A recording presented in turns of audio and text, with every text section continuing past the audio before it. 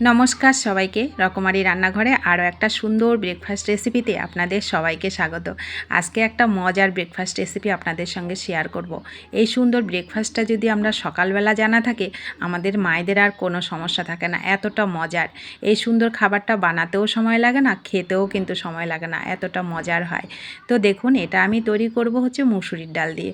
এটা যে কোনো ডাল দিয়ে কিন্তু আপনারা তৈরি করে নিতে পারেন, এমনকি গোটা মটর, গোটা ছোলা সেটা দিয়েও তৈরি করা যায়, যে কোনো ড্রাই ফ্রুট দিয়ে তৈরি করা যায়। খুবই মজার একটা ব্রেকফাস্ট রেসিপি।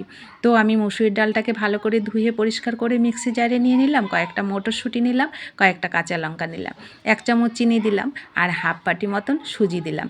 এইবার এটাকে মিহি একটা পেস্ট রেডি করব। তার আগে একটু জল দিচ্ছি। এখানে লিকুইড দুধও কিন্তু ইউজ করা যায়। তো আমি জল দিয়ে নর্মাল জলটাই দিলাম, দিয়ে মিহি করে পেস্টটা রেডি করে নিলাম। তো পেস্টটা রেডি হয়ে গেলে একটা বাটিতে এটা ঢেলে নেব।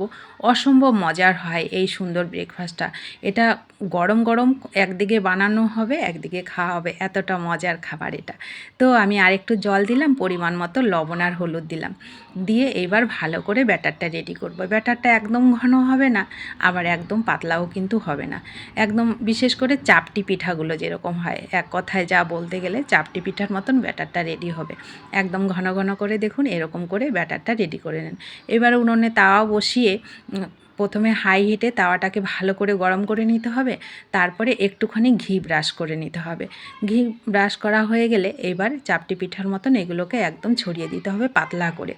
ঢেকেও রাখা যায়, আবার ঢাকা না দিলেও হয়ে যায়। কিছুক্ষণ রাখলে এগুলো খুব সুন্দর হয়ে যায়। উপরটা যখন একটু শুকিয়ে আসবে, উপর থেকে আর একটু ঘি ব্রাশ করে দিতে হবে।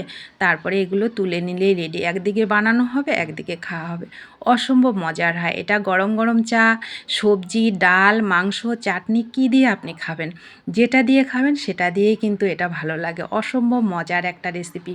বিশেষ করে মায়েদের সকালবেলা ছেলে মেয়েদের স্কুলে যাওয়া বা আমাদের নিজেদের কাজ থাকে, খুব তাড়াহুড়োর সময় কিন্তু এই সুন্দর রেসিপিটা আপনারা তৈরি করে নিতে পারেন। তো ভালো লাগলে বাড়িতে তৈরি করে খাবেন, সবাইকে একটু শেয়ার করে দেবেন। আর ইউটিউব থেকে দেখলে ইউটিউব চ্যানেলটা একটু সাবস্ক্রাইব করে দেবেন। যারা সাবস্ক্রাইব করেছেন তাদেরকে অসংখ্য ধন্যবাদ। সবাই ভালো থাকবেন, সুস্থ থাকবেন। এই সুন্দর রেসিপিটা বাড়িতে একদিন হলেও তৈরি করে খেয়ে একটু কমেন্ট করবেন কেমন হয়েছে। ভিডিওটি ভালো লাগলে ভিডিওটিতে একটু লাইক করবেন। সবাই ভালো থাকুন, সুস্থ থাকুন। দেখা হচ্ছে আপনাদের সঙ্গে পরবর্তী ভিডিওতে। ধন্যবাদ সবাইকে।